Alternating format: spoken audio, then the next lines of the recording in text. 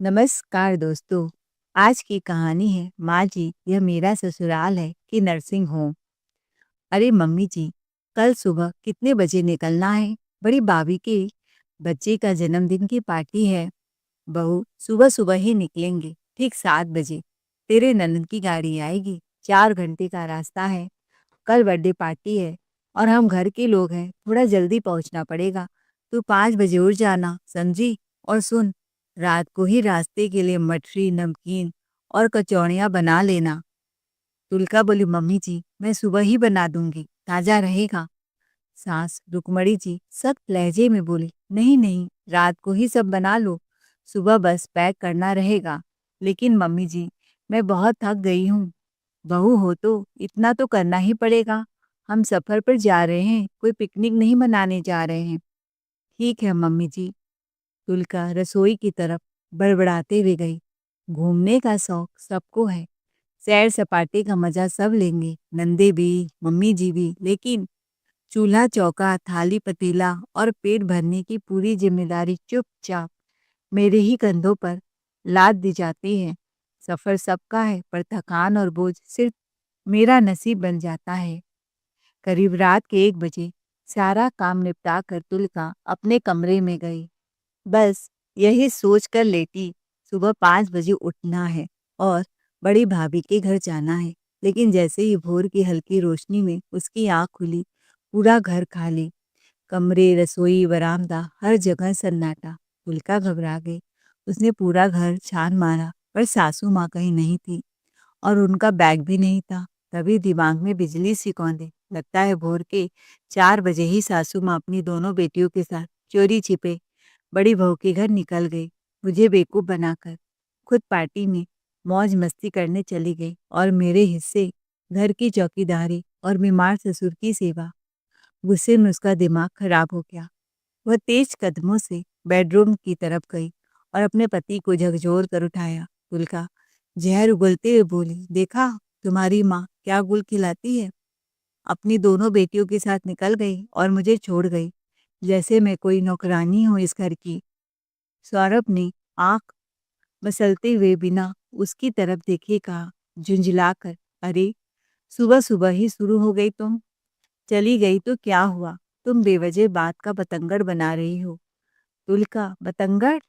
रात भर मटरी, नमकीन, कचौड़ियाँ बनवाना, सुबह 4 बजे चुपचाप निकल जाना, ये सब इत्तेफाक है? सौरभ सख्त लहजे में बोला, अब जाओ जल्दी से चाय बना दो, मुझे ऑफिस के लिए देर हो रही है। तुम जानो और माँ जाने, मुझे इन बातों में मत घसीटो। तुलका वहीं स्तब्ध खड़ी रह गई। एक पल को लगा जैसे शब्द नहीं, थप्पड़ पड़ा हो उसके गाल में। तुरंत सौरभ चिढ़कर बाथरूम से आवाज लगाते हुए बोला, अरे तुलका देखो, पापा कब से चिल्ला रहे हैं, उन्हें क्या जरूरत है? तुम तो बस उठते ही घूमने के बारे में सोचने लगती हो। घूमने? मुझे घूमने का शौक है या मैं यहाँ हर वक्त नौकरानी की तरह ड्यूटी करती रहूं? तुलका बोली तो सौरभ ने पलट कर जवाब दिया, अरे क्या एहसान करती हो, घर की जिम्मेदारी तो बहुएं ही निभाती हैं। 2 दिन की तो बात है। तुलका कटाक्ष करते हुए बोली, 2 दिन की बात? तो क्या मैं एक इंसान नहीं हूँ? क्या मैं एक दिन भी आराम की हकदार नहीं? क्या तुम एक दिन अपने बीमार पापा को नहीं संभाल सकते थे? मेरा मन भी करता है घूमने फिरने का। मैं तो बस चाहती थी कि 2 दिन इंसान की तरह जी लूं। अगर मैं भी 2 दिन घूम लेती तो तुम्हारा क्या चला जाता?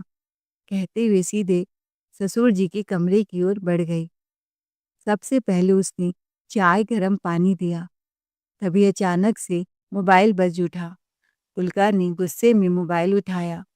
अरे बहू, हम तो रात में तुम्हारे कमरे का दरवाजा पीट रहे थे। चलो चलो कहते रहे, पर तुम तो खर्राटे भर भर के सो रही थी। ट्रेन हमारी छूट जाती, इसीलिए हम तुम्हें छोड़कर चले आए। फिर वही आश्वासन देते हुए रुक्मणी जी बोली, कोई बात नहीं बहू, अगली बार तुम्हें जरूर ले चलेंगे। तुलका ने चिल्लाते हुए कहा, मुझे सब समझ आ चुका है, दरवाजा भी नहीं पीटा गया था और अगली बार भी कभी आने वाला नहीं था। अरे बहू, अपने ससुर का ध्यान रखना, उन्हें समय पर दवाई दे देना। तभी तुलका की बड़ी ननद अंजू बोली, हेलो भाभी, देखो ना, मुझे पार्टी में आना बहुत ज़रूरी था, लेकिन बच्चों की परीक्षा है। तुम ज़रा सा ध्यान रख लेना, उन्हें पढ़ा देना। हाँ, कल शाम तक हम आ ही जाएंगे। कॉल खत्म भी नहीं हुई थी कि दूसरी तरफ से छोटी ननद मंजू लाइन पर आ गई। मंजू मीठी मीठी चुपड़ी बातों में बोली, भाभी, जब आप दीदी के बच्चों का ध्यान रख ही रही हैं, तो लगे हाथ मेरे बच्चों का भी रख लेना। तुलका हैरानी से, मंजू दीदी, आपके बच्चे भी? हाँ भाभी, क्योंकि उनके पापा 2 घंटे बाद ऑफिस के काम से विदेश जा रहे हैं। बच्चों को नानी के घर छोड़कर जाएंगी, और कौन है उनका वहाँ? तुलका को एक पल में समझ आ गया, ये पूरी प्लानिंग थी। मतलब मम्मी जी घूमने गए, दोनों नंदे पार्टी में, और यहाँ बच्चों की पूरी पाठशाला मेरे नाम लिख दी गई। दूसरी तरफ से मंजू बोली, भाभी, आप तो समझदार हैं, सब संभाल लेंगी। फिर फोन कट गया। अब समझ में आया, ये तो मुझे फंसाने का पूरा इंतजाम था, पर बदला बच्चों से कैसा? आखिर वह उनकी मामी ही तो थी।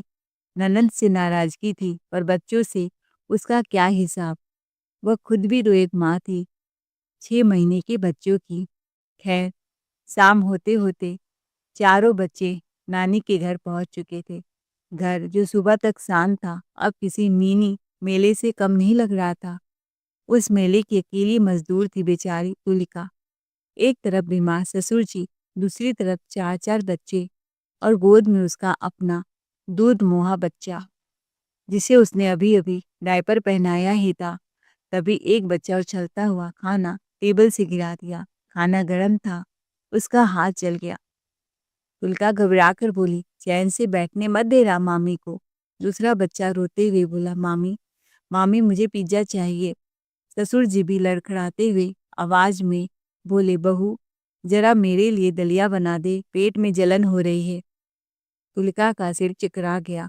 गोद का बच्चा रोने लगा। उसी पल दूसरा बच्चा जमीन पर लेटकर चिल्लाने लगा, और तीसरा टीवी का रिमोट तोड़ने पर आमदा हो गया, और चौथा पढ़ाई करने के बजाय इधर उधर खिलौने बिखेरने लगा, और सब बच्चे आपस में लड़ते झगड़ने लगे।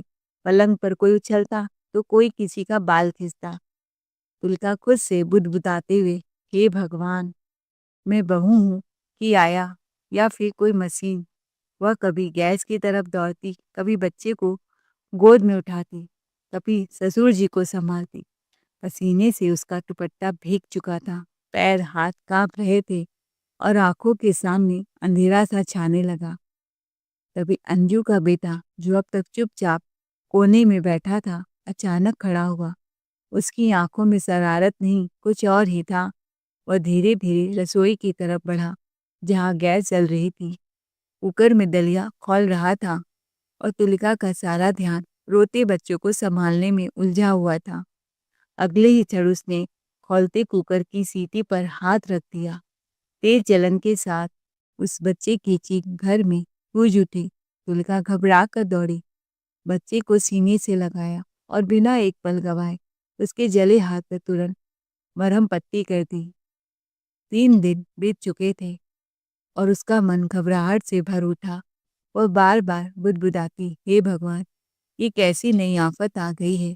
जो लोग 1-2 दिन का कहकर गए थे, वे अब तक लौट कर नहीं आए। न सास का कोई पता था, न नंदों की कोई खबर। जब जब वह बच्चे को पढ़ाने बैठती, कोई टीवी की तरफ भागता, कोई कार्टून में खो जाता, तो कोई शरारत पर उतर आता। न वह अपना कोई काम ठीक से कर पा रही थी, न चैन का एक पल मिल रहा था। 3 दिन ही हफ्ते में उसकी जिंदगी जैसे किसी कठिन इम्तिहान में बदल गई थी। तभी सास का फोन आया, बहू, हम अभी 2 दिन और रुकेंगे, आगे घूमने का प्लान बन गया है। तुम ससुर को वक्त पर दवाई दे रही हो ना, उनका बीपी हाई हो जाता है। उसी बीच ननद मंजू भी बीच में बोल पड़ी, भाभी सुनो, मेरे हस्बैंड विदेश से लौट आए हैं, तो तुम टिफिन बनाकर दे देना, बस 2 दिन की बात है। जब इतना सब कर ही लिया है तो थोड़ा और एहसान कर देना। आखिर तुम घर की बहू हो, तो जिम्मेदारी तो तुम ही पर आती है ना। रात को जब सौरभ घर लौटा, तुलका का सब्र का बांध आखिर टूट ही गया। तुलका गुस्से से बोली, तुम्हारी वजह से मैं इस घर की नौकरानी बनकर रह गई हूँ। देखो, बड़ी भाभी अलग घर में आराम से ऐश कर रही है और मैं यहाँ सास की, नंदों की और अब तो उनके ससुराल की भी सेवा में जुटी हूँ। सासू माँ की तो बस दिमाग चलती है, हर फोन पर यही याद दिलाती कि पापा जी को दवा दी है ना, जैसे वही सब संभाल रही हूँ। और दीदी, पहले बच्चों का जिम्मा, अब तो जीजा जी के टिफिन भी मेरे सिर मर दिया है। बताओ, क्या मैं दुर्गा देवी हूँ जिसके 8-10 हाथ हों, या कोई मशीन जो हर वक्त मल्टीटास्क करती रहे? सौरभ ने बिना आंख मिलाए हुए कहा, देखो, अब बस 2 दिन की और बात है। अगर जीजा जी को वक्त पर टिफिन नहीं मिला तो बिरादरी में हमारी नाक कट जाएगी। लोग कहेंगे 2 दिन जमाई को किसी ने खाना तक नहीं पूछा। अभी घर की इज्जत का सवाल है, तुम निभा लो। अगली बार मैं ऐसा कुछ होने नहीं दूंगा। वाह, इज्जत हमेशा बहू से ही क्यों निभवाई जाती है? ठीक है, इस बार मैं निभा दे रही हूँ, मगर अगली बार मुझसे ऐसी कोई उम्मीद मत रखना। अब और नहीं, मैं ये सब चुपचाप सहने वाली नहीं हूँ, न ही हर बार बर्दाश्त करने का ठेका लिया है। दिन भर बच्चों की उधमबाजी से घर सिर पर उठा रहता है, एक पल की भी राहत नसीब नहीं रहती, और ऊपर से मुसीबतों में जैसे एक और आफत जुड़ गई हो। सुबह हुई तो छोटी ननंद मंजू का फोन फिर से आ गया। हेलो भाभी, मैंने यह याद दिलाने के लिए फोन किया है, इनके लिए पनीर के पकौड़े बना देना। मंजू ने हुक्म के अंदाज में कहा, और हाँ, धनिया पुदीने की तीखी चटनी जरूर बनाना, क्योंकि सॉस इन्हें बिल्कुल पसंद नहीं है। दोपहर के भोजन में रोज कम से कम 3 तरह की सब्जियां होनी चाहिए, और ध्यान रहे, इन 3 दिनों में एक भी सब्जी रिपीट नहीं होनी चाहिए। साथ ही मीठा बनाना जरूरी है। मंजू की बात सुनकर तो उसे गुस्सा आया, फिर भी वह घर की इज्जत की खातिर चुप रही। ठीक है दीदी, बना दूंगी, और जरा जल्दी जल्दी बनाना, सुबह सुबह ही दामाद जी को भूख लग जाती है। और बच्चे ठीक है ना? इतना कहकर उसने फोन रख दिया। तिलका अपने ही मन में बड़बड़ाने लगी, हे भगवान, आखिर कितना काम करूं? इस घर के काम कभी खत्म क्यों नहीं होते? सुबह से झाड़ू पोछा, बर्तन, कपड़े, पूरे घर की साफ सफाई, फिर नाश्ता, दोपहर का खाना, सब खिलाकर बर्तन धोना होगा। एक पल की फुर्सत नहीं, और अब नंदोई जी को पनीर पकौड़ों की तलब लग गई। कभी रात के 12 बजे बच्चों को मैगी चाहिए, तो कभी सुबह 7 बजे ही नंदोई जी को टिफिन। अब भला 7 बजे किस घर में खाना तैयार रहता है? तभी ससुर जी की भी आवाज आई, बहू, जरा मेरे लिए बेसन का चिल्ला बना देना। सच कहूं तो अब सास ननद के नखरों से पूरी तरह उकता चुकी हूँ। गुस्से में बड़बड़ाती हुई तुलिका मजबूरी में पनीर की पकौड़े की तैयारी में लग गई। बेचारी क्या करती, लिहाज और संकोच के कारण अब भी जुबान पर ताला लगाई हुई थी। कुछ देर बाद दामाद रुपेश का नौकर आया और टिफिन लेकर चला गया। जैसे ही मंजू का पति रुपेश ने पहला पकौड़ा मुंह में रखा, मुंह बन गया। उसने तुरंत मंजू को फोन घुमा दिया। लगता है आज तुम्हारी भाभी को पकौड़े बनाने का मन नहीं था। स्वाद में वो बात नहीं है, इतना मिर्च, ऐसा लग रहा है जैसे बड़ी मजबूरी में बनाए हों। बस पति के मुंह से इतना सुनते ही मंजू का पारा चढ़ गया। माँ, देख लिया ना आपने मेरी भाभी का असली रंग? जब मन हुआ तब घर के कामों में हाथ बटाएगी, और जब मन न हो तो बैठे बैठे चीजों की ऐसी बर्बादी करेगी जैसे पैसा पेड़ पर उगता हो। मेरा भाई दिन रात मेहनत करके कमाता है, उसकी कदर इन्हें रत्ती भर नहीं। थोड़ा रुक कर जहर घोलते हुए बोली, और अगर मैं अभी कुछ कह दूं ना, तो मैडम ऐसे मुंह फुलाकर बैठ जाएंगी जैसे उन पर कोई बहुत बड़ा जुल्म हो गया हो। अब बताइए, दामाद जी को ऐसे पकौड़े बनाकर दिया है कि उनको अच्छा ही नहीं लग रहा है, कोई स्वाद नहीं है, मन खराब हो गया है उनका। वह तो उनकी तबीयत बाहर का खाने से खराब हो जाती है, इसीलिए भाभी को बोला था। रुपेश बोला, कोई बात नहीं मंजू, अब जब मुंह का स्वाद खराब हो ही गया है तो शाम को कुछ ढंग का इंतजाम हो जाना चाहिए। हुक्म चलाते हुए, शाम के लिए मेरे लिए मंचूरियन और कम से कम 30-40 समोसे बनवा देना। आज ऑफिस की छुट्टी है तो घर पर बैठकर आईपीएल का मजा दोस्तों के साथ लूंगा। अरे, आप फरमाइश करें और मैं पूरे न होने दूं, ऐसा हो नहीं सकता। रुपेश सीना चौड़ा करके, बस यही तो मजा है दामाद होने का। जो मन चाहे खाओ, जो मन चाहे पियो और जो मन चाहे फरमाइश करो, न कोई रुकने वाला न कोई टोकने वाला। बिना किसी देरी की मंजू ने फोन घुमाकर तुलिका को जीजाजी की फरमाइश बता दी। और हाँ भाभी, लौकी की सब्जी उन्हें भूल से भी मत देना। खैर, कैसे कैसे रोते गाते तुलिका ने 3-4 दिन तक दामाद जी की सेवा की, तबीयत खराब होने के बावजूद। कुछ दिन बाद अंजू मंजू और रुक्मणी जी वापस लौट आए। अंजू मंजू अपने बच्चों सहित घर लौट गई। अंजू के चेहरे की सिकन साफ बता रही थी कि कुछ ठीक नहीं हुआ है उसके साथ। बड़ी ननंद के बेटे का परीक्षा परिणाम आया था और वह फेल हो गया था। मन की झुंझलाहट को दबाए अंजू बड़बड़ाती हुई मायके में दाखिल हुई। सारा गुस्सा अपनी भाभी तुलिका पर उतार दिया। भाभी, तुम्हें एक काम देकर गई थी, वह भी ठीक से नहीं किया। मेरे बच्चे को ठीक से पढ़ा न सकी, ऊपर से उसका हाथ जला दिया तुम्हारी लापरवाही की वजह से। तुलिका भड़क कर बोली, दीदी, बच्चे आपने पैदा किए हैं या मैंने? क्या मैं आपकी औलाद की टीचर ही बन जाऊं? 2 दिन की जिम्मेदारी के नाम पर पूरा स्कूल थमा दिया और अब हिसाब मुझसे पूछ रही हैं। इधर आपके जमाई साहब का टाइम से खाना, तो क्या मैं इस घर की बावर्ची हूँ? उधर बीमार पिताजी, तो क्या मैं उनकी नर्स भी हूँ? मेरी गोद में मेरा अपना बच्चा था, ऊपर से 4-4 और बच्चे। ये घर है या कोई धर्मशाला या अनाथ आश्रम खोल रखा है मैंने, जो आपने समझ लिया कि यहाँ पाठशाला भी चलेगी।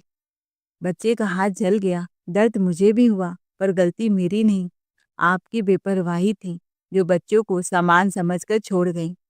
साफ साफ सुन लीजिए दीदी, मैं बहू हूँ, मशीन नहीं। उधर से मंजू भी पीछे पीछे मायके आकर ताने की बौछारें करने लगी।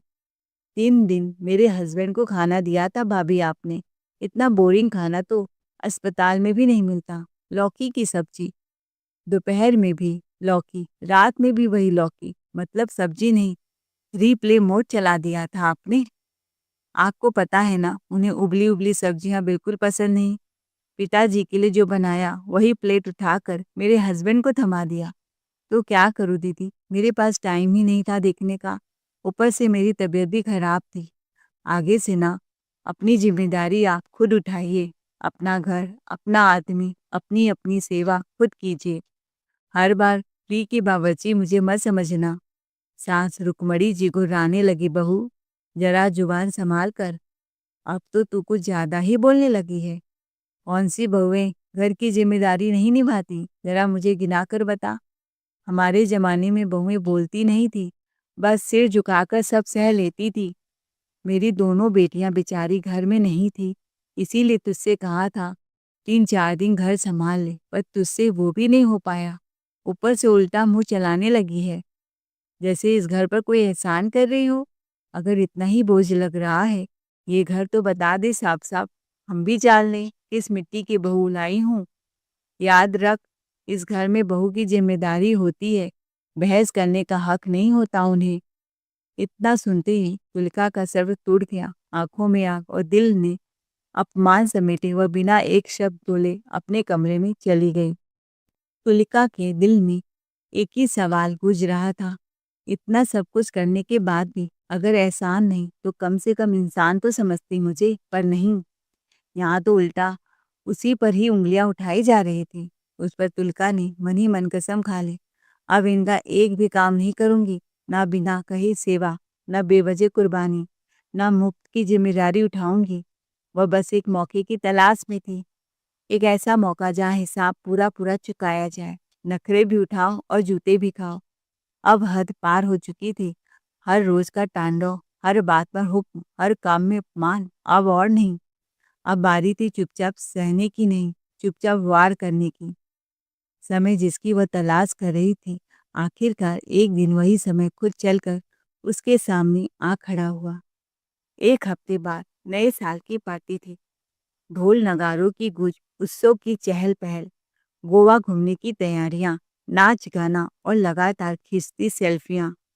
मंजू की जिंदगी के सबसे रंगीन दिनों की शुरुआत थी और नए साल का स्वागत गोवा के समुद्र के किनारे पर करना चाहती थी, क्योंकि 1 जनवरी को उसकी शादी की सालगिरह भी थी। इसीलिए उसकी खुशी सिर्फ एक नहीं, दोहरी सौगात बनकर झूम रही थी। पर दुर्भाग्यवश मंजू की सास बीमार पड़ गई और गांव से सीधे उसके घर आ धमकी। अब पार्टी कैसे छोड़ी, तो मंजू ने तुरंत पासा फेंका। मंजू माँ से मीठी चुपड़ी बातें करते हुए बोली, माँ बस कुछ दिन सास को अपने घर रख लो ना। भाभी तो वैसे भी चूल्हा चौका ही करना जानती है, थोड़ा बहुत संभाल ही लेगी। पापा तो वैसे भी बीमार है, हर दिन सेवा करती ही है, एक मेरी सास का भी कर देगी। रुक्मणी जी बोली, तू चिंता मत कर बेटी, सब हो जाएगा। तू नए साल का एंजॉयमेंट ले, यहाँ सब संभाल लिया जाएगा, तू ऐश कर। और इधर फोन रखते ही तुलका के लिए फरमान जारी हो गया। सास हुक्म चलाते हुए बोली, बहू सुन, अभी अभी मंजू का फोन आया था, वह दामाद और बच्चों के साथ पार्टी में जा रही है। तू एक काम कर, गेस्ट रूम की अच्छे से साफ सफाई करवा देना, उसकी सास आ रही है। तुलका का कलेजा ठंडा पड़ गया। लकवाग्रस्त बुजुर्ग, ऊपर से बीमार ससुर, बच्चे, घर, और अब यह नहीं आफत। बहू तू कर लेगी ना जिम्मेदारी, तू तो मेरी अच्छी बहू है। तुलका ने सिर झुका लिया। ठीक है माँ जी, कर लूंगी। पर उस ठीक है के पीछे इस बार उसके दिमाग में सेवा नहीं, हिसाब किताब चल रहा था। मंजू की बीमार सास घर आ पहुंची। तुलका ने बिना किसी सिकवे के खाने पीने की पूरी व्यवस्था की, अपने हाथों से उन्हें खिलाया पिलाया, दवाइयाँ समय पर दी और सब कुछ ठीक से निपटा कर खामोशी से अपने कमरे में जाकर सो गई। कुछ देर बाद सासू माँ भी अपने कमरे में आराम करने चली गई। इधर मंजू गोवा की ओर निकल चुकी थी। जश्न और मस्ती की दुनिया में रात के करीब 4 बजे अचानक मंजू की सास धीरे से बोली, बहू बहू जरा मुझे बाथरूम तक ले चलो, मैं अकेले उठ नहीं पाती हूँ। लेकिन कमरे में कोई आहट नहीं हुई। तुलका ने जैसे सुना ही नहीं। घबरा कर रुक्मणी जी बहू के कमरे तक पहुंची और दरवाजा खटखटाया। दरवाजा खुला था, पर भीतर का नजारा देखकर उनके पैरों तले जमीन खिसक गई। कमरा खाली था, न तुलका वहां थी न उसका बच्चा, यहाँ तक कि उनका बेटा सौरभ भी मौजूद नहीं था। रुक्मणी जी का दिल धक धक करने लगा। यह कमबख्त औरत आखिर गई कहाँ? अब इन बुड्ढों की सेवा कौन करेगा? चलिए बहन जी, मैं बाथरूम तक ले चलती हूँ। थोड़ी देर तक जब तुलका घर वापस नहीं लौटी तो रुक्मणी जी के हाथ कांपने लगे। उन्होंने घबराकर बेटे को फोन लगाया, न बेटे ने फोन उठाया। और फिर बहू का नंबर मिलाया तो वह भी स्विच ऑफ था। अब उनके माथे पर पसीने की धारें उभर आई। दिल जोर जोर से धड़कने लगा।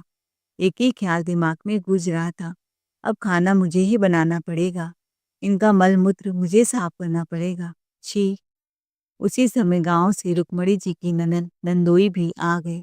उन्हें देख अब उनकी हालत ऐसी हो गई जैसे अचानक जिम्मेदारियों का पूरा पहाड़ सिर पर आ गिरा हो। उन्होंने घबरा कर आसमान की ओर देखा। हे भगवान, मैं किस आफत में फंस गई। उधर गोवा में नए साल की पार्टी अपने चरम पर थी। डीजे की तेज धुन, रंगीन लाइट्स, न्यू ईयर ड्रिंक, मस्ती की आवाजें गुज रही थी। मंजू अपने पति के साथ कमर पर हाथ रखे बेखौफ ठुमके लगा रही थी। नए साल का पहला जाम आपके नाम। हाथ में जाम पर जाम टकरा रहे थे, जैसे दुनिया की सारी जिम्मेदारियां किसी और के कंधों पर डाल लाई हो। तभी अचानक पीछे से किसी जोड़े से अचानक से डांस करते करते उसे जोर से का धक्का लगा। वह पलटी तो उसकी आंखें खुली की खुली रह गई। सामने कोई और नहीं, उसकी भाभी तुलका थी। जीन्स पहने, खुले बाल और सौरभ के साथ हंसते हुए बेपरवाह डांस कर रही थी। मंजू का दिमाग सुन पड़ गया। मंजू हकलाते हुए बोली, भाभी आप यहाँ? उसने झट से तुलिका का हाथ पकड़ा और उसे एक कोने में खींचकर ले गई।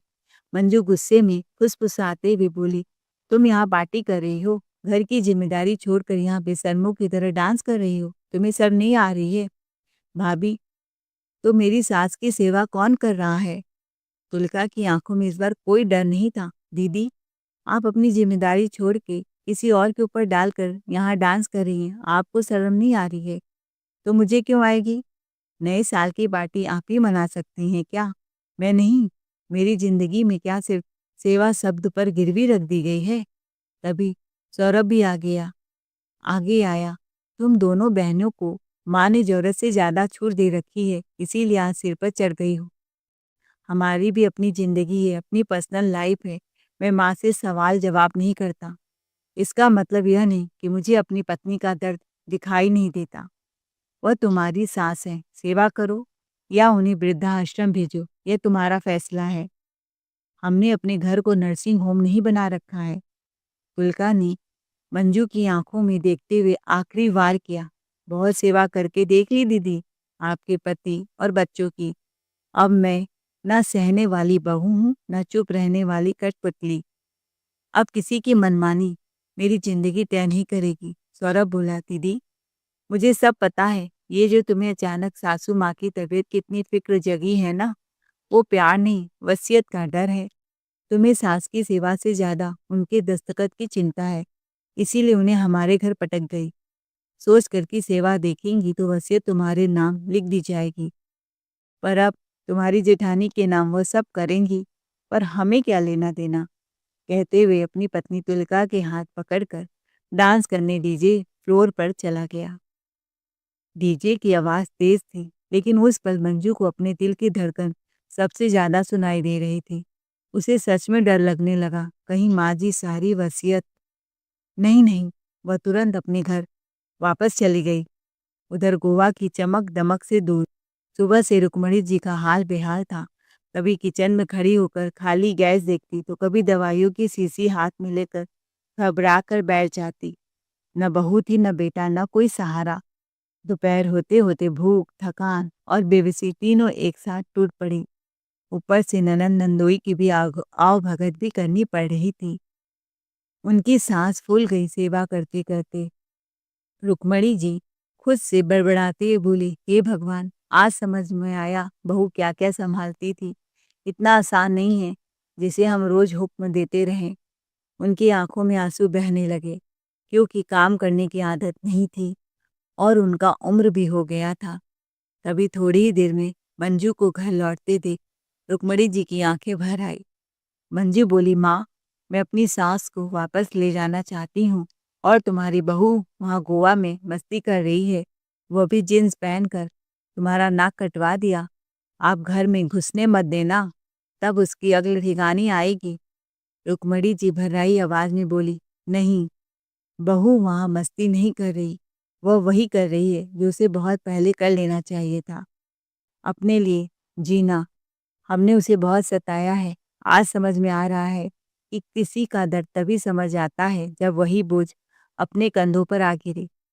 रुक्मणी जी बोली, ले जा अपनी सास को। मंजू, हर बहू का फर्ज होता है अपनी सास की सेवा करना, सिर्फ भाषण देना नहीं, उसे निभाना भी पड़ता है। दूसरों को ज्ञान देना सबसे आसान होता है बेटी, लेकिन वही ज्ञान जब खुद पर लागू करने की बारी आती है, तब असली इम्तिहान शुरू होता है। आज मुझे समझ में आ गया कि मैंने कहाँ गलती की। अब ना मैं अपनी बहू को कभी सताऊंगी, ना ही अपनी बेटियों को मायके के हक के नाम पर जुल्म करने दूंगी। अब इस घर में फर्ज सबके बराबर होंगे, बहू के भी और बेटियों के भी, क्योंकि रिश्ते हक से नहीं जिम्मेदारी से चलते हैं। यह कहते हुए रुक्मणी जी की आंखें नम थीं। दोस्तों, आपको हमारी आज की कहानी कैसी लगी? कमेंट करके ज़रूर बताएं। कहानी अच्छी लगी हो तो चैनल को लाइक शेयर सब्सक्राइब जरूर करें। Thanks for watching ARK voice.